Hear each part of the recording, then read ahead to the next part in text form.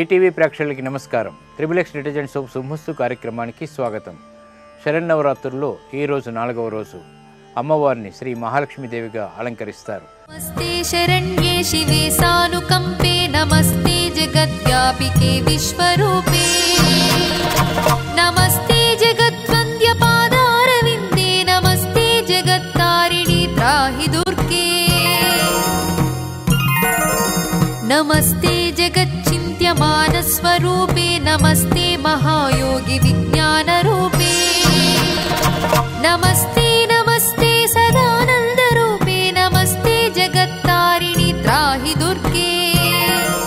దేవుని 12 రాసుల వారు ఎలా పూజించాలి, అలాగే ఉద్యోగార్థులు, వివాహం కానివారు, వ్యాపారస్తులు, విద్యార్థులు ఎటువంటి విధి విధానాలు ఈరోజు పాటించాలి అనేటువంటి అంశాలతో పాటు శ్రీ మహాలక్ష్మీదేవి యొక్క అవతార పరమార్థం ఏమిటో ఈనాటి ఆంతర్యంలో పరిశీలిద్దాం. శ్రీ నందననామ సంవత్సరం ఆశ్వీజ మాసం దక్షిణాయనం శరదృతువు శరన్నవరాత్రుల్లో ఈ రోజు 4వ రోజు అమ్మవారిని శ్రీ మహాలక్ష్మీదేవిగా అలంకరిస్తారు. ఇక ఈరోజు 12 రాసుల వారికి ఏర్పడేటువంటి శుభాశుభ ఫలితాలను పరిశీలిద్దాం. ముందుగా మేషరాశి.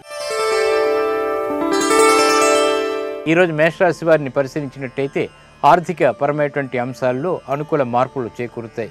స్థిరాస్తి విషయాల్లో కూడా అనుకూలత సంపాదించుకోగలుగుతారు. మిత్రుల ద్వారా లబ్ధి పెంపొందింప చేసుకునేటువంటి అవకాశాలు కూడా చోటు చేసుకుంటాయి. ఈరోజు మేషరాశి వారు శ్రీ మహాలక్ష్మీదేవిని గన్నేరు పూలతో పూజించి చక్కెర పొంగల్ని నైవేద్యంగా నివేదించడం ద్వారా గ్రహ ప్రతికూలతని దూరం చేసుకోగలుగుతారు. అలాగే ఓం ప్రకృత్యై నమః అనేటువంటి మహామంత్రాన్ని 11 సార్లు పఠించినట్టయితే కుజుడు ద్వారా ఏర్పడేటువంటి ప్రతికూలత దూరం అవుతుంది. విద్యార్థులు ఈ రోజు అమ్మవారికి 11 ప్రదక్షిణలు నిర్వహించినట్టయితే విద్యలో అనుకూలత సాధించుకోగలుగుతారు. ఉద్యోగార్థులు పుష్పాల సమర్పణ అమ్మవారికి చేయడం ద్వారా ఉద్యోగ ప్రాప్తి ఏర్పడుతుంది. వ్యాపారస్తులు అమ్మవారి అలంకరణకి తగినటువంటి ధన సహాయం చేసినట్టయితే వ్యాపార అభివృద్ధి సత్వరమే పొందగలుగుతారు. పెళ్లి కాని వారు కుంకుమార్చన అమ్మవారికి చేయడం ద్వారా మంచి వార్తలు వింటారు. ఈరోజు వృషభ రాశి వారిని పరిశీలించినట్టయితే ఆహ్లాద సంఘటనలు గృహంలో చోటు చేసుకుంటే గృహ సంబంధిత కార్యక్రమాలని సక్రమంగా నిర్వహించగలుగుతారు. పెట్టుబడుల ద్వారా ఆనందం లభిస్తుంది. కోర్టు వ్యవహారాలు కూడా అనుకూలిస్తాయి. ఈ రోజు వృషభ రాశి వారు శ్రీ మహాలక్ష్మీదేవిని గులాబీ పూలతో పూజించి పులిహోరని నైవేద్యంగా నివేదించడం ద్వారా శుభ పరిణామాలు ఏర్పడతాయి. ఓం భువనేశ్వర్యై నమః అనేటువంటి మహామంత్రాన్ని 11 సార్లు పఠించినట్టయితే గృహంలో ఏర్పడినటువంటి చిరాకులు దూరం అవుతాయి. విద్యార్థులు 11 ప్రదక్షిణలు అమ్మవారికి చేయడం ద్వారా విద్యలో అనుకూలత ఏర్పడుతుంది. ఉద్యోగార్థులు లక్ష్మీ అష్టోత్తర పఠనం ఈ రోజు చేయడం ద్వారా మంచి ఫలితాలు ఏర్పడతాయి. వ్యాపారస్తులు ఈ రోజు పేదలకి ధన సహాయం చేయడం ఉత్తమం. ఇక పెళ్లి కాని వారు ముత్తైదువులకి వాయినాలు ఈ రోజు ఇవ్వడం ద్వారా సత్వరమే శుభవార్తలు వింటారు. ఈరోజు మిథున రాశి వారిని పరిశీలించినట్టయితే విదేశీ వ్యవహారాలు బాగా అనుకూలిస్తాయి. వ్యయం ఎక్కువగా ఉన్నప్పటికీ ఉపకరిస్తుంది. చేపట్టేటువంటి కార్యక్రమాల్లో ప్రోత్సాహాన్ని పెంపొందింప చేసుకునేటువంటి అవకాశాలు దగ్గరవుతాయి. వ్యాపార నిమిత్తమే చేపట్టేటువంటి కార్యక్రమాలు కూడా సత్ఫలితాన్ని ప్రసాదిస్తాయి. ఈరోజు మిథున రాశి వారు శ్రీ మహాలక్ష్మి అమ్మవారిని చామంతులతో పూజించి దద్దోజనాన్ని నైవేద్యంగా నివేదించడం ద్వారా కూడా మంచి ఫలితాలు ఏర్పడతాయి. ఓం ప్రభాయై నమః అనేటువంటి మహామంత్రం కూడా 11 సార్లు జపించినట్టయితే శుభవార్తలు ఏర్పడతాయి.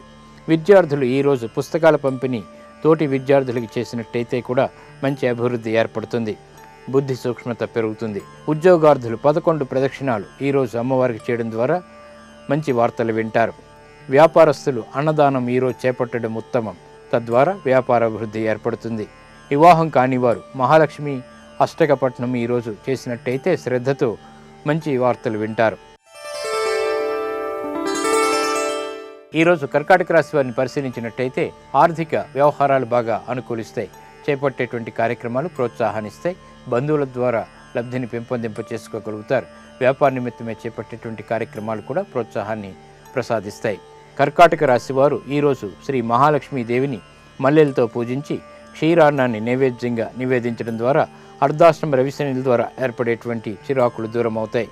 ఓం వసుధాయై నమః అనేటువంటి మహామంత్రం 11 సార్లు జపించినప్పటికీ ఇదే ఫలితం ఏర్పడుతుంది. విద్యార్థులు అమ్మవారికి 11 ప్రదక్షిణలు చేసినట్టయితే అనుకూలత చేపట్టగలుగుతారు. ఇక ఉద్యోగార్థులు మహాలక్ష్మి సహస్రనామ పఠనం ఈరోజు చేసినట్టయితే ఉద్యోగ సంబంధిత శుభవార్తలు వింటారు. వ్యాపారస్తులు 108 కలువలతో లక్ష్మీదేవిని ఆరాధించినట్టయితే కూడా అభివృద్ధి చక్కగా చేకూరుతుంది, ఐశ్వర్య ప్రాప్తి కలుగుతుంది. పెళ్లి కాని వారు ఈరోజు లలితా సహస్రనామాన్ని పఠించడం ఉత్తమం. ఈరోజు సింహరాశి వారిని పరిశీలించినట్టయితే వ్యవహారాల్లో నెగ్గుకు రాగలుగుతారు, సాహసోపేతమైనటువంటి నిర్ణయాలు తీసుకోగలుగుతారు, ఆదాయాన్ని పెంపొందింప చేసుకునేటువంటి మార్గాలు సులభతరం అవుతాయి. రాజకీయ రంగం వారికి బాగా కలిసి వస్తుంది. ఈరోజు సింహరాశి వారు శ్రీ మహాలక్ష్మి అమ్మవారిని కనకాంబరాలతో పూజించి గారెల్ని నైవేద్యంగా నివేదించడం ద్వారా మంచి ఫలితాలు ఏర్పడతాయి, రుణ విముక్తి ఏర్పడుతుంది. ఓం ధన్యాయ నమః అనేటువంటి మహామంత్రం కూడా 11 సార్లు జపించినట్టయితే ఇలాగే ఉపకరిస్తుంది. విద్యార్థులు ఈరోజు సాటి విద్యార్థులకి కళల్ని పంపిణీ చేయడం ద్వారా మంచి ఫలితాలు ఏర్పడతాయి. ఉద్యోగార్థులు పుష్పమాలికల్ని అమ్మవారికి సమర్పణ చేయడం మంచిది. వ్యాపారస్తులు వస్త్రదానం చేసినట్టయితే అభివృద్ధిని త్వరితగతిని పొందగలుగుతారు.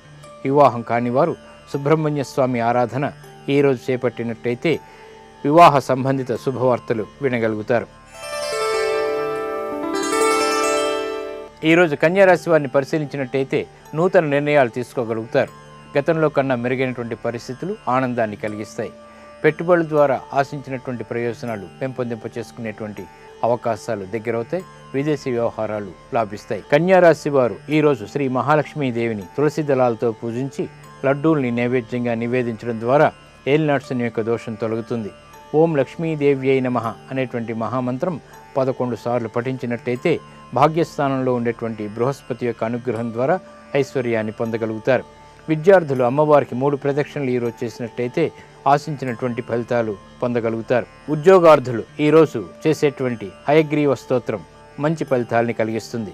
వ్యాపారస్తులు పేదలకి వంట పాత్రల పంపిణీ ఈరోజు చేసినట్టయితే ఆశించినటువంటి కోరికలు తీర్చుకోగలుగుతారు. వివాహం కానివారు మహాలక్ష్మి అష్టోత్తరం ఈరోజు పఠించడం ద్వారా ఆశించినటువంటి ఫలితాలు దగ్గరవుతాయి. తులారాశి నుంచి మీనరాశి వరకు ఏర్పడేటువంటి ఫలితాలు, ప్రతికూల ఫలితాలు ఏర్పడినప్పుడు చేపట్టవలసినటువంటి ప్రక్రియలతో పాటు ఈరోజు శరన్నవరాత్రుల్లో 4వ రోజు అమ్మవారిని శ్రీ మహాలక్ష్మీదేవిగా అలంకరిస్తారు. మరి ఆ అలంకరణ యొక్క విశిష్టత, ఆ అవతారం యొక్క పరమార్థం ఏమిటో విరామం తర్వాత పరిశీలిద్దాం. త్రిబుల్ ఎక్స్ డిటర్జెంట్ సోప్ శుభమస్తు కార్యక్రమంలో ఇప్పుడు చిన్న విరామం.